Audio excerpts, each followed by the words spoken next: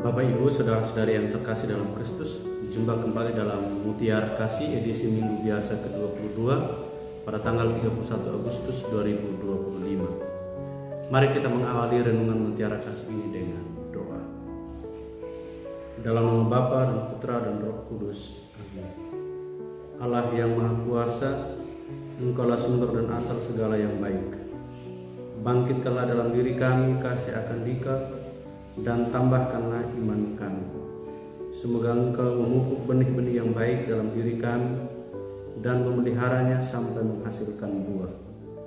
Dengan pengantaran Tuhan kami Yesus Kristus Putra-Mu, yang hidup dan berkuasa bersama Dikau dalam persatuan Roh Kudus, Allah sepanjang segala masa. Amin.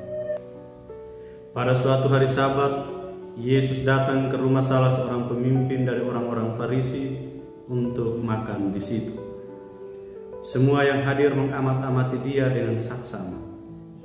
Melihat tamu-tamu berusaha menduduki tempat-tempat kehormatan, Yesus lalu mengatakan perumpamaan ini.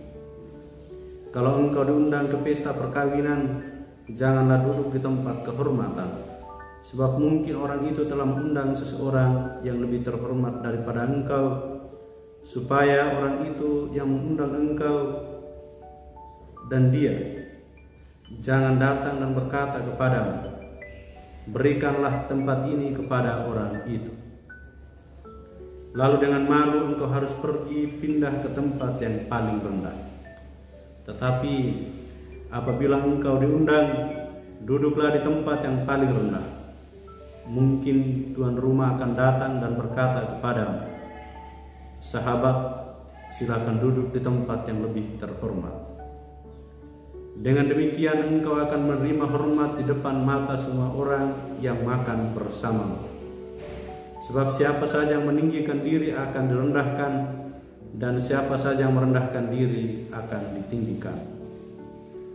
Lalu Yesus berkata juga kepada orang yang mengundang dia, apabila engkau mengadakan perjamuan siang atau perjamuan malam, janganlah engkau mengundang sahabat-sahabatmu, saudara-saudaramu, kaum keluargamu, atau tetangga-tetanggamu yang kaya, karena mereka akan membalasnya dengan mengundang engkau pula, dan dengan demikian engkau mendapat balasnya. Tetapi apabila engkau mengadakan perjamuan, undanglah orang-orang miskin, cacat, lumpuh, dan buta. Engkau akan berbahagia karena mereka tidak mempunyai apa-apa untuk membalas engkau. Sebab engkau akan mendapat balasannya pada hari kebangkitan orang-orang benar. Bapak, Ibu, saudara-saudari yang terkasih dalam Kristus, para pencinta Mutiara Kasih. Kita pasti akrab dengan peribahasa ini. Padi semakin berisi, semakin merenduk. Saya yakin bahwa kita pasti tahu arah, tujuan, dan maksud dari peribahasa ini. Peribahasa ini menunjukkan bahwa semakin seseorang memiliki pengetahuan dan kebijaksanaan, semakin mereka harus merendahkan diri dan tidak sombong. Sombong merupakan sifat yang tidak diinginkan karena dapat membawa dampak negatif bagi diri sendiri dan orang lain, sehingga siapapun tidak menerima orang yang sombong. Dampak negatif kesombongannya itu dapat menghambat pertumbuhan pribadi seseorang karena merasa diri paling sempurna. Apalagi secara rohani, orang yang sombong itu pertumbuhan rohaninya bisa terhambat. Dan sebagai orang yang percaya, sebetulnya kesombongan itu hanyalah milik setan.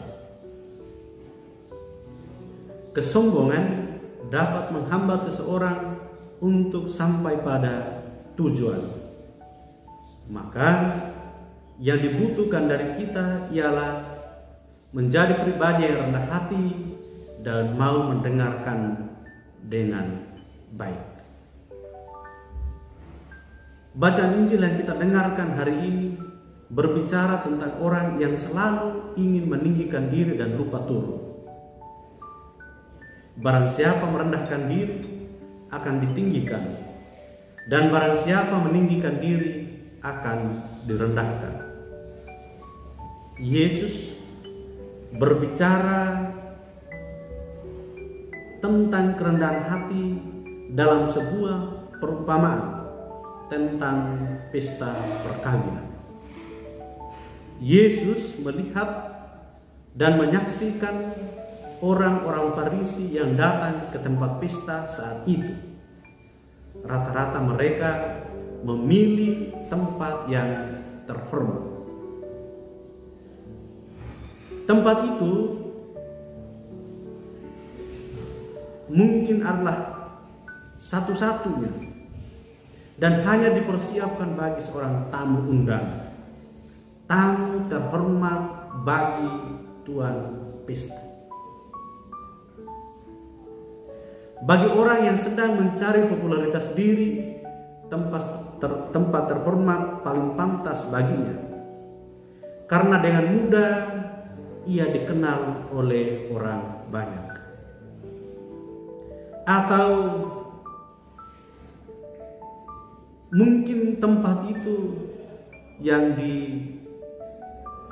dipersiapkan oleh tuan rumah juga dipersiapkan bagi para murid Kristus. Bisa jadi iya, tempat itu disediakan juga bagi murid Kristus dan juga bagi Yesus sendiri. Tetapi Yesus meminta para murid dan kita semua untuk tidak terlalu over percaya diri, karena bisa jadi kursi itu bukan untuk kita.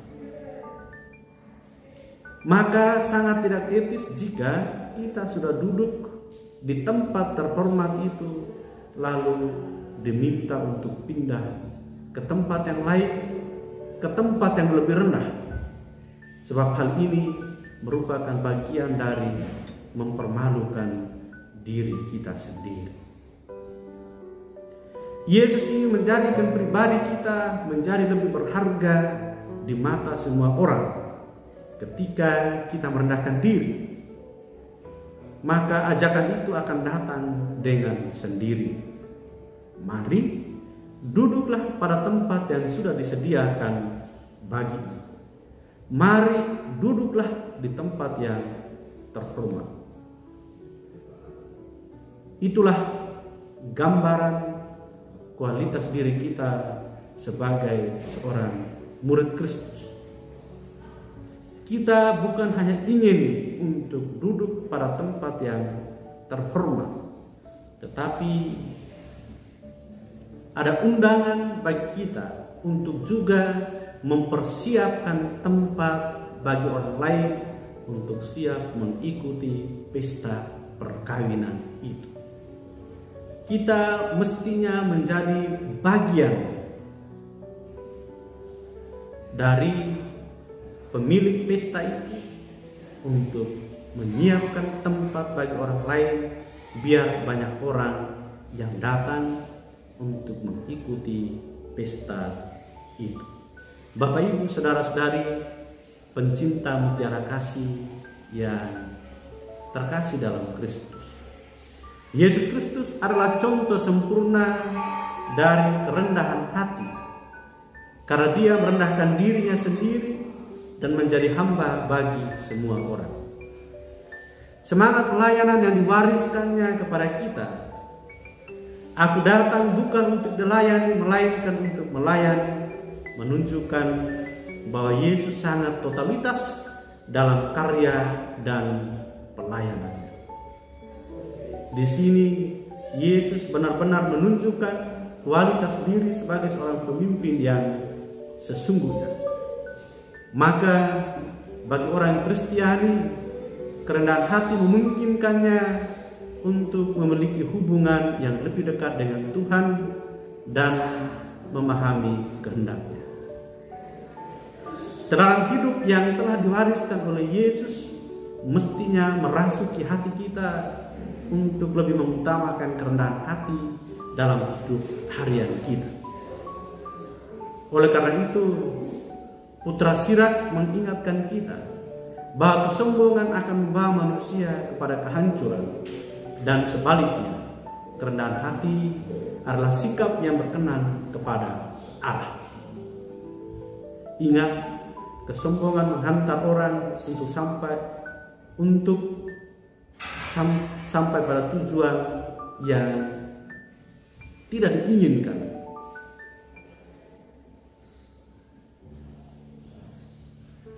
Dan kerendahan hati menghantar orang pada tujuan hidup yang sesungguhnya, yaitu bahagia dalam Allah.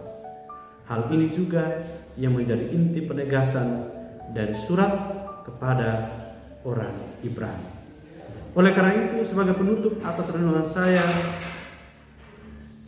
bahwa yang paling penting dalam kehidupan kita sebagai orang beriman adalah hidup yang berkenan kepada Allah dan sesama, bukanlah tentang posisi, popularitas, atau gengsi, melainkan tentang kerendahan hati dan kasih tanpa pamrih. Marilah kita berdoa. Ya Allah Bapa yang Maha Kuasa, kami bersyukur dan berterima kasih kepadamu karena Engkau telah membuka telinga dan mata hati kami untuk selalu mendengarkan sabda-Mu dalam kehidupan kami setiap hari. Terima kasih ya Tuhan, karena Engkau telah memberikan kepada kami teladan hidup yang sungguh sangat berarti dalam kehidupan kami.